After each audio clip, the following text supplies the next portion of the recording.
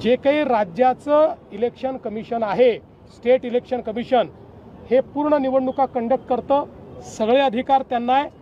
Voter लिस्टच्या संदर्भात ते जी काही लोकसभा विधानसभेची वोटर लिस्ट आहे ती पहिल्यांदा अडॉप्ट करतात आणि मग सगळ्यांना त्याच्यावर ऑब्जेक्शनची संधी देतात, त्याच्यावर ॲडिशन डिलिशनची संधी देतात।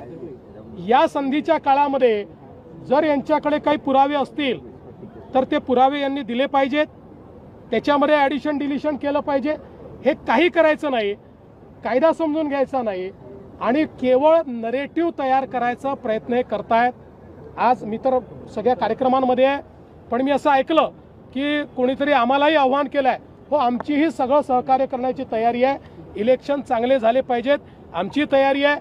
वोटर लिस्टमध्ये जर काही सुधारणा करायच्या असतील आमचा पूर्ण पाठिंबा आहे, आमचा काही त्याला ना नाही आहे।